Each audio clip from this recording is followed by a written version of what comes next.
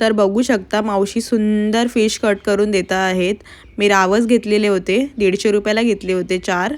बघू शकता साईज केवढी आहे ते. मी मस्तपैकी फ्राय करायसाठी हे स्वच्छ धुतलेले आहेत. बघू शकता किती मस्त कट करून दिलेले आहेत मावशीने.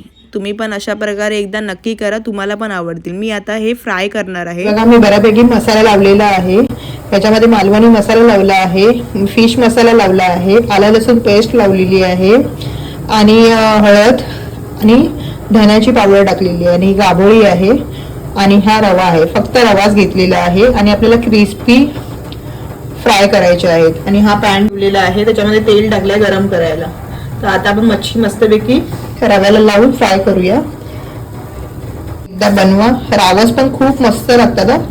नॉर्मल रावस, मोठ्या रावसपेक्षा हे रावस अशा प्रकारे आपल्याला फ्राय करून घ्यायचे आहेत आणि हे असे सोडायचे आहेत. परत एकदा हे मला 150ला भेटलेले आहे, 200 बोलत होती पण मी हे 150ला घेतलेले आहेत. हे अशा प्रकारे आपल्याला लावून घ्यायचे आहेत. अशा प्रकारे आपल्याला कोट करून घ्यायचे आणि क्रिस्पी आपल्याला फ्राय करायचे आहेत. साईडला पण असं लावून घ्यायचे. आता हे आपल्याला असे सोडायचे आहेत. आपल्याला जागा करून घ्यायची आहे कारण की एक ग्लास मासा राहिलेला आहे, तो पण आपल्याला ठेवायचा आहे. अशा प्रकारे छान लागतो हे बघा. अशा प्रकारे आपल्याला लावायचं. गाभोळीला पण आपण असा सगळा मसाला उरलेला आहे ना, तो चांगला हे करून घ्यायचा आहे. गाभोळी पण रव्यामध्ये अशी मस्तपैकी क्रिस्पी होईपर्यंत आपल्याला फ्राय करून घ्यायची.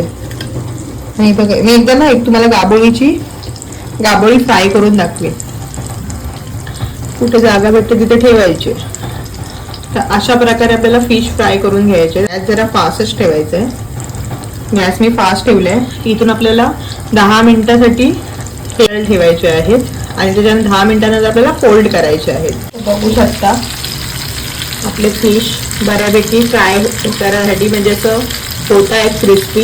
आपल्याला 5-10 मिनिटांमध्ये आपल्याला फोल्ड करून घ्यायचे आहेत. कलर बघा किती मस्त आलेला आहे.